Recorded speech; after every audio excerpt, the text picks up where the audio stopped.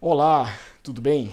Queria falar hoje para você sobre três coisas básicas dentro do nosso padrão de comportamento. Essas três coisas que eu vou te falar hoje, elas vão influenciar diretamente ou indiretamente no indivíduo que você é hoje, ou seja, quem é a pessoa que está hoje no momento presente? Quem é você hoje? Como você se formou, como você chegou a ser quem você é, ter a mentalidade, ter os comportamentos e quem você é. Padrão de comportamento tem uma repetição, né? Não tem nada a ver com herança, né? Porque o DNA e tal, não sei o quê. Pode ter uma certa influência, tá? Mas não tá ligado. A gente não pode atribuir, botar a conta nisso não, né? O padrão, ele tá influenciado, é o meio que você vive, as pessoas que estão em sua volta. Normalmente, na maioria das pessoas, há três padrões de comportamento, três influências fortíssimas no padrão de comportamento que vai formar um indivíduo. Essas três são seus pais, né, a escola e a vida eclesiástica, a igreja. Pais, escola e igreja. E como que isso influencia na vida da pessoa ou pode gerar um padrão de comportamento dentro da pessoa que vai nortear todas as suas decisões, vai embasar tudo o que ele vai fazer na sua vida, seus resultados, quem ele é, quem ele deixa de ser, o seu comportamento, né, como ele age diante das situações e como ele reage também diante das situações. O primeiro, vamos lá. Eu vou começar de baixo para cima, né? Vamos falar primeiro sobre as igrejas, né? Como que as igrejas influenciam? Gente, olha só, eu sou cristão, creio, né? Sou cristão, eu creio, né? Eu tenho uma conexão muito forte com Deus, eu tenho vamos dizer assim, convicção, né, do meu relacionamento com Deus, tá? Mas deixa eu falar uma coisinha sobre igrejas, de pessoa que viveu desde pequeno, desde criança dentro da igreja, né? Até a minha idade adulta. Hoje eu frequento, obviamente, igreja, claro. Mas deixa eu falar qual o cuidado que nós temos que ter como pais, inclusive com os nossos filhos. Primeiro, as igrejas, elas não se preocupam com a formação espiritual dos filhos, né? Elas não se preocupam exatamente em manter os filhos com uma cabeça aberta, com uma mente aberta. Como assim, André? Do que você está falando? Você está dizendo então que a igreja ela está prejudicando o meu filho? De certa forma, ela pode estar prejudicando o seu filho, dependendo da igreja, dependendo de onde estiver. Não estou falando de placa, não estou falando de crédulo religioso, não estou falando de nada disso. Eu estou falando de que, dependendo da forma como é conduzido ou como o seu filho frequenta a igreja, ele pode sofrer sim alguns problemas quando ele tiver adulto, pode ter alguns impedimentos, crenças limitantes, algumas coisas que vão fazer com que ele trave, com que ele não tenha a sua vida fluida da forma que deveria ser. Estou dizendo porque já aconteceu comigo. Uma das coisas que acontecem, que as igrejas, né, que elas se preocupam em manter os filhos isolados e muitas vezes até alienados. O que aconteceu comigo foi privação. Não é privação de comida, bebida, dinheiro, nessas coisas não. As igrejas, muitas delas dizem, elas são contra pessoas ricas, elas são contra pessoas prósperas, elas falam que essas coisas são bens materiais, isso tem que ficar na terra, tudo isso é vaidade, etc. Então começa a privar a sua mente e a cabeça da criança, né, bloqueando ela para essas coisas, bloqueando ela para esse entendimento, né, que dinheiro é ruim, que pessoas ricas não prestam, né, que o rico não entra no céu, que dinheiro é a raiz de todo mal, e começa a fazer tudo aquilo ali. É claro que a palavra de Deus não diz que o dinheiro é a raiz de todo mal, diz que o amor ao dinheiro é a raiz de todos os males. Mas aí tem muita gente que acaba se alienando com isso, acaba comprando essa ideia. E o que é uma alienação, na verdade? Já comprou um carro financiado, né, por um banco? No documento do carro está escrito o quê? Alienação fiduciária, ou seja, você tem a posse do carro, você pode usar o carro, mas não tem a propriedade do carro, você não pode vender o carro. Enquanto ele estiver debaixo daquele jugo, você não pode vender, ou seja, ele está condicionado, ele está preso a umas condições, umas regras, a umas condições. Ele não pode ser vendido. Você pode usar o carro tranquilamente, do jeito que você quiser, onde você quiser, da forma que você quiser, equipar, fazer o que você quiser no carro, mas não pode desfazer daquele bem. Aquele bem está alienado, ou seja, a propriedade daquele bem tem um pertencimento. E muitas vezes a nossa mente ela fica alienada, ela fica presa, ela se torna uma propriedade de alguma coisa, não nossa. Então a gente não pensa por nós, a gente não age por nós, a gente age pela cabeça de outros, a gente age pelo pensamento de outros, a gente age por doutrinas de outros. Então essas privações mentais, elas criam crenças limitantes e trazem bloqueios na nossa vida que impede da gente poder, na fase adulta, isso aconteceu comigo, tá? E muitas pessoas que eu conheço, de prosperar, de crescer, de enriquecer, de fazer alguma coisa bem bacana, um bem para si mesmo e também para quem? Para a sociedade. Porque algumas coisas são implantadas na mente quando criança, são mal interpretadas muitas vezes. Muitas vezes há uma boa intenção do líder religioso, né, em trazer um ensinamento embasado, bem pautado, bem fundamentado, mas esse embasamento, quando ele traz esse embasamento, se ele não souber explicar, não tiver profundidade, se ele não souber colocar isso bem, isso vai ser implantado de forma errada. Isso vai criar crença limitante e vai fazer com que a pessoa não flua aonde ela tem que fluir. Segunda coisa, tratamento para as crianças, né? Crianças são tratadas muitas vezes como mini adultos. Já vi igrejas tratando crianças como mini adultos e não exatamente como crianças. Ou infantil demais, né? É pequena demais, né? É incapacitada para pensar, incapacitada para ser criativa, incapacitada para ela poder viver aquele momento que é dela, que é da criança mesmo, né? E muitos adultos, inclusive os mais velhos, os mais antigos, pedindo para a criança sentar, pedindo para a criança parar de falar alto, pedindo para a criança se comportar e tudo mais. Gente, é criança, é energia. Você já foi criança, eu já fui criança. É energia de criança. Tem que deixar a criança ser criança, tratar a criança como criança. Deixa brincar, deixa pular, deixa gritar. Ah, mas isso é indisciplina. É criança. E disciplina não cabe a criança, cabe a adulto. É feio um adulto pular, brincar, gritar, correr para cima e para baixo e fazer aquela coisa toda de criança. Não combina. Mas isso é coisa de criança, então deixa a criança gastar energia, deixa ela extravasar. Ela tem que ser criança, tratamento, né? Outra coisa também que as igrejas prejudicam muito é a visão de mundo, né? Então, mundo é um lugar mau, mundo é um lugar sujo, mundo é um lugar que não presta. Então eles chamam de mundanismo aos costumes do mundo. Eu concordo que tem muita coisa ruim, muita coisa errada, mas é a liberdade que as pessoas têm, a liberdade de expressão das pessoas, né?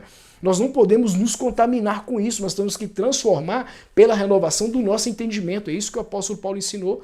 Né? É a verdade que tem. Jesus disse que o reino dos céus é comparado a um homem que lança uma rede no mar, pega uma grande variedade de peixes e ali vai fazer uma seleção do que ele quer. Ou seja, você está no mundo, você vai ouvir muita coisa, vai ver muita coisa, mas você não é obrigado, você tem que ter ouvido seletivo. Eu vou reter o que é bom para mim, vai me fazer crescer. Eu vou ver, mas eu vou gravar o que é legal para mim, o que vai me fazer crescer. Né? Não pode criar a criança dentro de uma redoma de vidro, não existe isso. Um dia ele vai ficar adulto, eu já vi muitas adolescentes um dia, desculpa eu falar essas coisas polêmicas, mas quando elas ficam adultas e tal, elas acabam fazendo coisas erradas antes da hora, como tomam decisões precipitadas, acabam com a sua vida antes da hora, fazem adolescentes, meninos se envolvendo com droga, né? Enfim, por quê? Criado numa redoma de vidro, não teve a visão de mundo, não entendeu o que tem lá fora e ele saber... Ele mesmo discernir o que é legal para ele e o que não é. Né? Muitas vezes a igreja fica decidindo o que é bom para a criança, o que não é bom, o que é bom para o jovem, o que não é bom para o jovem e tal. Fica longe das drogas? Sim. Mas ele tem que entender o que é aquilo, qual o prejuízo, qual o dano que aquilo causa. E ele tem que ter a liberdade de decidir, eu quero isso para mim ou não. Poxa, mas será que o meu filho vai ter capacidade? Ele vai ter, você tem que confiar no seu filho. Né? Se você criou seu filho com amor, com carinho, com compreensão, com entendimento, sabendo o que é certo e o que é errado e como ele pode influenciar na vida dos coleguinhas dele, ajudando também muitos coleguinhas, com certeza ele vai assumir essa responsabilidade, porque o ser humano já nasce com autorresponsabilidade. Né? A terceira coisa também, a quarta coisa na verdade, é a visão de espiritualidade. Então, a visão de espiritualidade, muitas vezes eu vi muitas igrejas orarem de forma errada. Por exemplo, Jesus cura aquela pessoa, Jesus visita aquele cara naquele hospital, aquela oração, né? Está errado. Por que está errado? Ele já fez. A Bíblia diz que ele já levou sobre si as nossas dores e as nossas enfermidades. Você tem que orar agradecendo. Então a visão de espiritualidade, da gratidão, por exemplo, ela fica muito omissa. Gratidão é reconhecimento. Numa visão espiritual, pouco se fala sobre gratidão, né? Então, dentro das igrejas, a maioria das igrejas hoje em dia não ensinam a palavra de Deus da forma correta, não mostram uma visão espiritual da forma correta, da forma que ela tem que ser interpretada. O que isso causa para a pessoa? Um péssimo entendimento. Jesus falou, pedis e não recebeis porque pedis mal. A pessoa não é específica. Quando ela tem especificidade, ela consegue ser muito mais clara e muito mais abrangente naquilo que ela está pedindo, né? Quando Deus deu a Noé a orientação da arca, ele foi nos mínimos detalhes, dizendo exatamente as medidas que deveria ser, né? O que deveria ser colocado, como deveria ser colocado. Ele deu a instrução para Salomão para a construção do templo, né? Falou nos mínimos detalhes como seria o altar, como seria a arca em cima, né? O pavimento, né, o altar de sacrifício, como é que seria feito. Deus foi muito específico em tudo, ele estava dizendo pra gente naquelas palavras, olha, Eu estou demandando para vocês algo. Quando vocês demandarem para mim, demandem, por favor, do mesmo jeito, tá? Sejam específicos. Deus, eu quero uma bicicleta. Deus, eu quero um carro. Poxa, se eu te der um carro importado, uma Ferrari, eu te der um carro caindo aos pedaços, é um carro, você concorda? Ué, mas o carro aos pedaços não anda. A Ferrari para mim é muito cara para eu poder manter.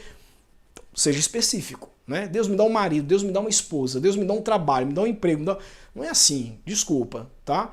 Seja específico, trabalhe especificidade. A igreja não ensina isso desde quando a gente é criança, a gente ser específico, ou seja, a visão espiritual que a gente tem que ter correta.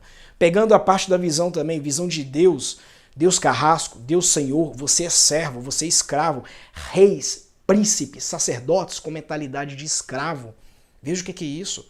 Quando Moisés tirou o povo dele da terra do Egito, né, ele trouxe aquele povo, Deus se enfureceu com aquele povo, Deus disse para Moisés que ia matar aquele povo por causa da súplica de Moisés. Moisés entrou na frente e falou, não, Senhor, o que as nações vão pensar? O Senhor tirou esse povo do Egito com mão muito forte e tal, e trouxe para o deserto para matar eles no deserto. Ou seja, Moisés intercedeu e tal. Deus sabia do coração daquele povo. Tanto que aquela geração não entrou no deserto. 40 anos depois, só 2 pessoas daquela geração entraram na terra prometida. Quem foram? Josué e Caleb. Né? E a nova geração que era do povo. Mas aquela geração que veio de lá do Egito, que herdou aqueles costumes, né, e começaram a ter aquela cabeça, aquela mentalidade de servo, de escravo, não entraram. Então muitas vezes as igrejas elas ensinam, dão uma visão de Deus como Deus carrasco, como Deus Senhor, não dão uma visão de Deus como Pai, como quem quer se conectar com você, como quem quer ser o seu parceiro, ser a pessoa que está do seu lado, ser o seu pai orientador, ser o seu mentor, ser o seu coach, ser a pessoa que vai te ajudar em todos os momentos que você precisar. Não, a Bíblia mostra um Deus desse jeito, um Deus, um pai, com o braço estendido, com a mão estendida, um Deus que quer relacionamento, que quer conexão. Né? E muitas vezes as igrejas não passam essa visão desse Deus, mas passa a visão do carrasco, passa a visão de um Deus Senhor. Ah, Senhor, eis aqui o teu servo. Ah, Senhor, eis aqui a tua serva. Né? É onde Jesus falou que nós somos filhos. Né? Em João, capítulo 1, no versículo 12, se eu não me engano, diz assim, veio para o que era seus, mas os seus não receberam. Mas a todos aqueles que o receberam, deu-lhes o poder de serem feitos o quê? Filhos de Deus. Então temos que nos ser considerados como filho, não como servo.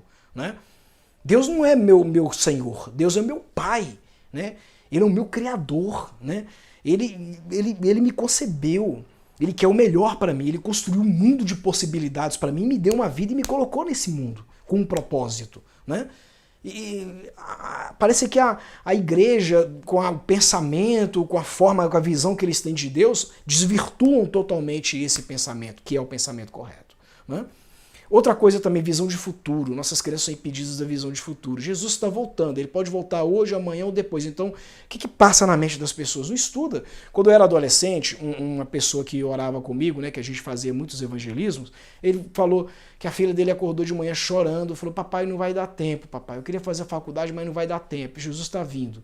Isso foi há 20 anos atrás, tá?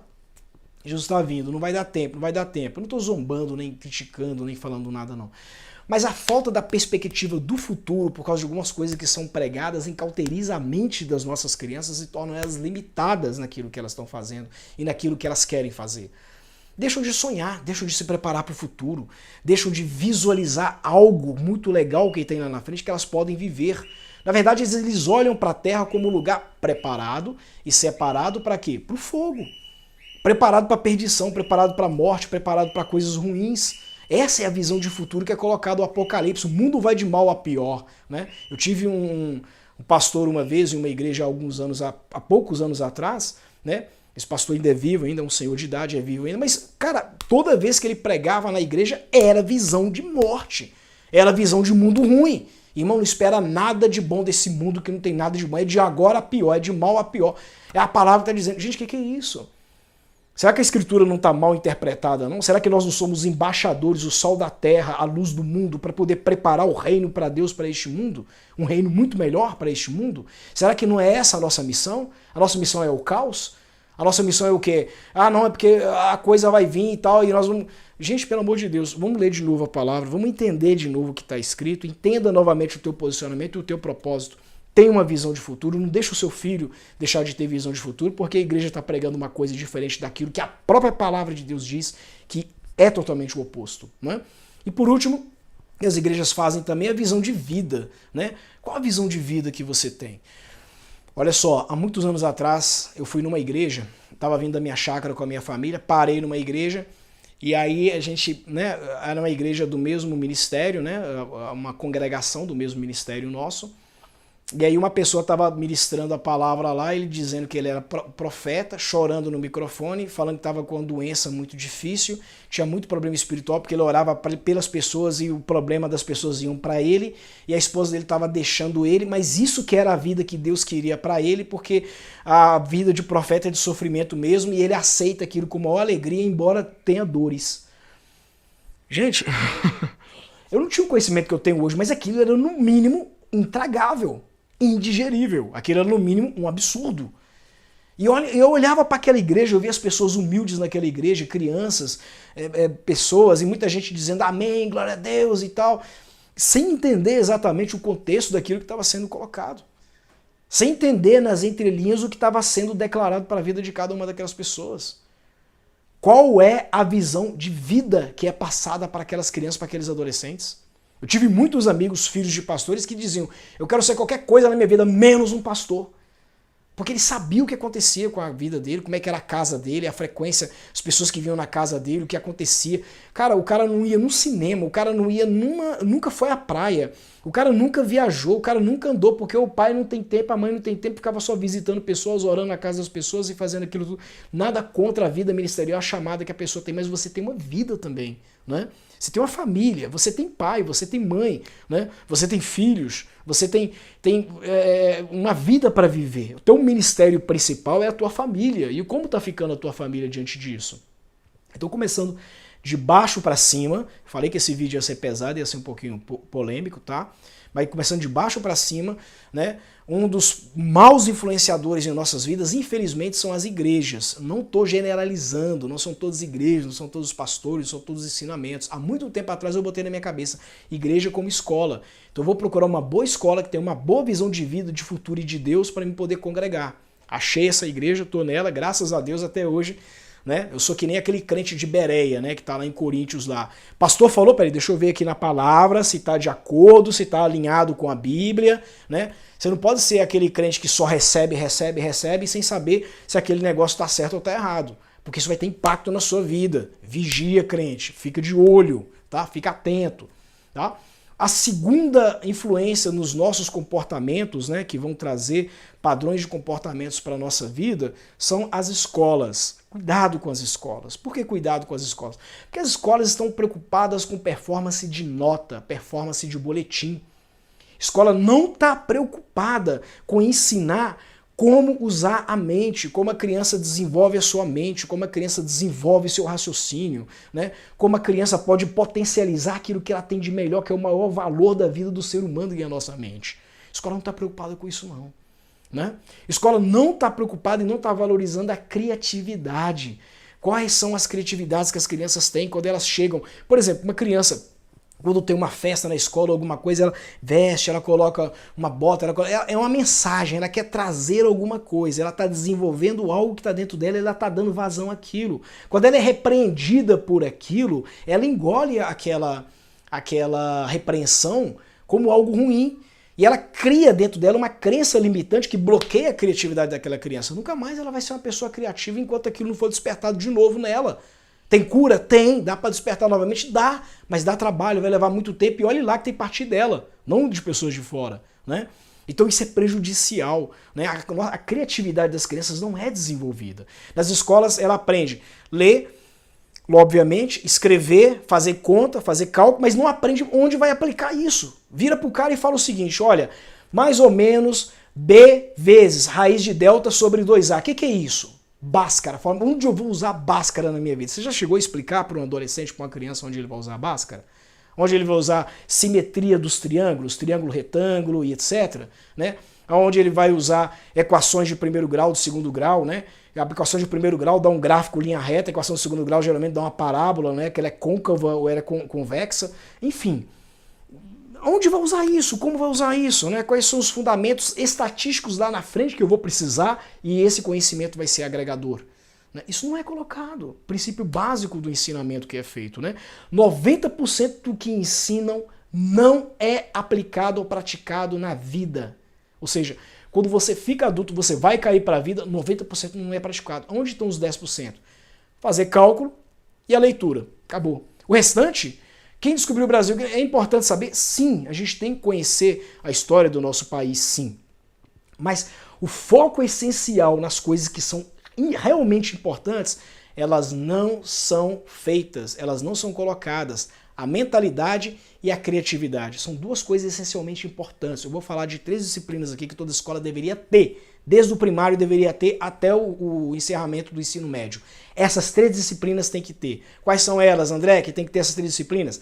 Ciência política é obrigatório. Toda criança precisa ser ensinada, adolescente e jovem, sobre ciência política, entender como funciona as regras do nosso país, o que um deputado faz, o que um vereador faz, o que um prefeito faz, o que um presidente faz, o que um senador faz, o que eles ditam, o que eles deliberam, né? A nossa vida acadêmica, pelo menos até o ensino médio, deveria ter uma disciplina sobre ciência política. Segunda matéria, essencialmente importante que a gente tem que ter, sabe qual é? Empreendedorismo, porque as escolas nem estão preocupadas em formar você para ser concurso público ou empregado, nem isso elas estão preocupadas. Isso é dos pais, que eu vou falar, que é o terceiro tipo de padrão de comportamento. Tá?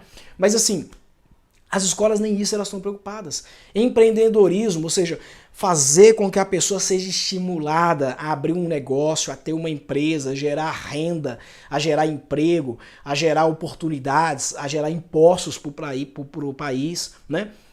A pessoa tem que entender de empreendedorismo. Então, desde pequena, a pessoa tem que ser estimulada para quando ela formar, ela saber o que ela quer ser. Eu quero ser o médico de um hospital ou eu quero ser o dono de um hospital? Eu quero ser um advogado de uma advocacia ou eu quero ser o dono de uma advocacia? Né? Eu quero ser um contador, um administrador de empresas para trabalhar numa empresa, arrumar um emprego de administrador ou para administrar a minha própria empresa? Questionamentos, isso precisa ser feito, isso precisa ser colocado, né? E a terceira disciplina que, na minha visão, não poderia faltar desde criança, jovem e adolescente, ou seja, desde o ensino primário até o ensino médio, o final do ensino médio, seria direito. A pessoa tem que entender de direito, ela tem que entender de leis. Ah, mas ela não é um advogado, vai formar um advogado e tal, não sei o quê. Meu querido, quantas compras a gente faz errada? Aí você vai entender... Lá no ensino médio, por exemplo, não sei como é que está hoje, mas de repente pode ter, você vai aprender um pouquinho sobre frações, vai aprender sobre juros compostos, juros simples. Onde é aplicado isso? Papai fez um financiamento do carro, eu vou comprar a minha casa, eu vou fazer uma aplicação financeira. Se na escola tem aula de ciências políticas e empreendedorismo, aonde eu vou aplicar aqui o estudo que eu tenho de direito, né? Aonde eu vou aprender empreendedorismo e direito para poder colocar aqui? Eu colocaria uma 4ª disciplina também, educação financeira. Aprender a mexer com dinheiro, aprender investimento, aprender a saber como é que a moeda funciona. De verdade, porque dinheiro não é cédula não, dinheiro é energia. E quando que a gente sabe disso às vezes? Quando alguém fala depois de adulto, né? Então, as escolas não estão bem preparadas para serem o quê? Um influenciador. Elas são um dos maiores, e depois das igrejas, as escolas são os maiores influenciadores da nossa escola nos padrões de comportamento. E por último, os pais. Isso mesmo, eu. Eu, você que é pai, os pais. Por quê? Não nos preocupamos com o futuro, né? A gente se preocupa com o quê? Com a estabilidade dos filhos. Ou seja, a gente se preocupa com o futuro e com a estabilidade dos filhos em como eles vão ficar, em como eles vão ser. Ou seja, a gente não vive o agora, não vive o momento presente, não tem um tempo de qualidade com o filho. Papai, vem cá, joga bola comigo, não posso agora, eu tô ocupado. Mamãe, olha que desenho legal, ah, que bom e tal, ignora, né? Não para pensar que o filho tem criatividade, que o filho tem desenvoltura, que o filho quer conexão, que ele quer estar perto de você. O papel de pai, assumir a posição de pai, né? Ocupar o espaço de pai. Então muitas vezes a gente não tem feito isso. Então a gente não vive o agora com os nossos filhos. A gente, mas eu estou trabalhando muito para guardar para o futuro dele. Se você morrer amanhã, cara, o que seu filho vai dizer? Qual a lembrança que ele tem do pai? Qual o melhor momento que ele teve do pai ou da mãe? Né? Viva o agora. Viva o momento presente. Abraça teu filho, dê carinho, dê amor, dê afeto, ouça, pare o que está fazendo e preste atenção no que ele está falando, entendeu? Dê essa atenção especial para o seu filho. Ele merece isso, no mínimo ele merece isso. Legal? Segunda coisa, não desenvolvem a autoconfiança e a independência, ou seja, o esquema da superproteção. Confiar no filho. Dá R$2 pro seu filho, tem 6 anos, 7 anos. Vá olhando, né? Vá na padaria, acompanhando de longe, mas deixa ele na padaria comprar o pão. Deixa ele pegar um troco errado para ele ver o que acontece com o troco errado, para ele poder ficar esperto, começar a alimentar essa intimidade dele com negociação, para ele poder ficar mais atento com determinadas coisas. Desenvolve no seu filho a autoconfiança. Diga pro seu filho que você confia nele. Papai, eu vou em tal lugar, posso ir? Pode. Toma isso aqui, vai lá e tal. Vá observando de longe, se for o caso, mas deixa o seu filho fazer. Desenvolva isso nele para ele confiar nele mesmo. Ele falar, agora eu tô sozinho, agora eu vou ter que me virar. Isso é muito importante para um homem, muito importante para uma mulher ter autonomia, né? E desenvolver também no seu filho que ele ter a independência dele, né? Ele ser independente. Quantas crianças eu vejo, até adolescentes jovens mesmo, de 16, 15 anos, não sabe pegar um ônibus, né? Não sabe ir na padaria, não sabe ir no mercado, não sabe comprar uma carne, né? Deixa o filho em casa para lavar, não sabe lavar um prato, não sabe fazer nada, porque o pai não deixa, a mãe não deixa. Não, meu filho não vai tocar em prato. Meu filho não vai lavar uma roupa, vai estragar as unhas. Isso aí é a secretária que faz, né? Isso aí eu tenho gente que cuida disso. Não, meu filho não vai, meu filho isso, meu filho aquilo. Deixa seu filho fazer. Você é rico, você tem dinheiro, você tem posses, né? Deixa ele vender paçoquinha na rua. Como assim? Deixa ele fazer, deixa ele correr atrás da independência dele, né? Porque não é sempre que ele vai ter você não sabe até quando que ele vai ter você. E ele desenvolvendo essa desenvoltura, né, você vai perceber o seguinte, que ele vai crescer uma pessoa mais valorizada, que dá mais valor às coisas e que vai saber exatamente o que fazer em determinadas situações, porque ele já teve esse experimento, ele já teve ele já passou por isso, ele já teve uma experiência com isso, legal? Então dê ao seu filho autonomia para ele poder ter autoconfiança e independência. Não super proteja seu filho, você está estragando o seu filho, tá? Terceira coisa, podem ou matam a criatividade. A gente pode podar ou matar a criatividade. O que a gente pode fazer para podar ou matar uma criatividade de um filho, né? Geralmente o filho diz assim, pai, eu quero ser astronauta. Legal, filho, você vai ser o melhor astronauta, tá? Papai vai te ajudar a ser o melhor astronauta. Pai, eu quero ser músico. Tá, ganhar dinheiro com música, música não dá dinheiro, que isso? Vai ficar o quê? Vai virar maloqueiro, vai ficar na rua, vai ficar não sei o quê. Não mate a criatividade do seu filho. Quero ser músico? Seja o melhor músico. Eu vou incentivar em você. Imagina que o pai do Neymar diria pro Neymar, né? Vai jogar coisa de maloqueiro na rua, fica só jogando bola, vai estudar, menino, pega o caderno pra ser alguma coisa. Quem é o Neymar hoje, né? Desculpa me falar assim, mas o Neymar sustenta o seu pai. Ele que dá emprego pro pai dele, porque é o pai dele que cuida dos negócios do Neymar. Jogando bola. Jogando bola, coisa de maloqueiro, coisa de gente na rua, não é isso? Não é isso? Olha lá quem é. É o cara que traz orgulho pro Brasil, vai jogar na seleção todo mundo lá com camisa 10, escrito Neymar atrás, né? Viva os sonhos do seu filho, incentive os sonhos do seu filho. Não podem a criatividade do seu filho. Podar, né, do verbo podar. Não faça poda na criatividade do seu filho e nem mate o sonho do seu filho. O que ele quer ser, dê ajuda. Ele pode mudar de um dia para o outro. Ele pode virar para... Pai, eu quero ser palhaço. Hoje você vai ser o melhor palhaço, vai ser sucesso, vai palestrar, vai ajudar, vai escrever livro, vai fazer muitas pessoas darem gargalhadas, serem felizes. Aí passa meses, não, pai, eu resolvi, eu não quero ser palhaço, eu quero ser músico. Legal, você vai ser o melhor músico, compor as melhores músicas, eu vou te ajudar. Pai, desisti, não quero ser músico agora, eu quero ser ator. Ah, meu filho, resolve o que você quer ser. Não. Você vai ser o melhor ator, eu vou te ajudar. Sabe qual a mensagem está mandando para o seu filho, agindo dessa forma? Está dizendo para ele o seguinte, meu pai me apoia em tudo, minha mãe me apoia em tudo, eles acreditam em mim. Eu posso sonhar que eles estão atrás dos meus sonhos. A Bíblia diz uma história sobre quem? José. José contou um sonho uma vez para o pai dele e para os irmãos dele, que os irmãos dele caíram na gargalhada e o pai dele duvidou. Ele sonhou que as canas se curvavam para ele, o sol e a lua se curvavam diante dele. Aí o pai dele olhou assim e falou, Israel, né, que é Jacó, olhou e falou assim, meu filho, você quer dizer que o sol e a lua, eu e sua mãe, e as canas, né, os lagares, vão se curvar, os seus irmãos, todo mundo vai se curvar perante você? Ele não ia mentir, foi o sonho que ele teve. O pai dele não riu, o pai dele guardou aquilo, diz a Bíblia que ele guardou aquilo no coração. Então vamos seguir o exemplo, né? Não vamos rir dos nossos filhos, não. Vamos apoiar a criatividade, vamos bater palma para eles quando eles fizerem, cantarem alguma coisa. Ah, mas tá desafinado e tal. Canta, bate palma, meu filho. Vamos lá, com um pouco de garra e tal, determinação, né? Vamos lá que eu vou te ajudar, né? Legal? Então, por último, os pais não incentivam o risco e o filho a buscar os seus sonhos, correr riscos, né? Muitas vezes é importante o filho correr risco para quê? Para ele poder entender. Quando eu fiquei adulto, que eu tive que pegar esse calhamaço de coisa para poder aprender, aplicar na minha vida, entender como funcionam as igrejas, Tudo que eu aprendi, quanta coisa, quanta crença limitante que eu tive que fazer, quanto refinamento, desintoxicação eu tive que fazer no meu espírito, na minha alma, no meu corpo, na minha mente por conta disso, das escolas e dos pais, isso depois de adulto.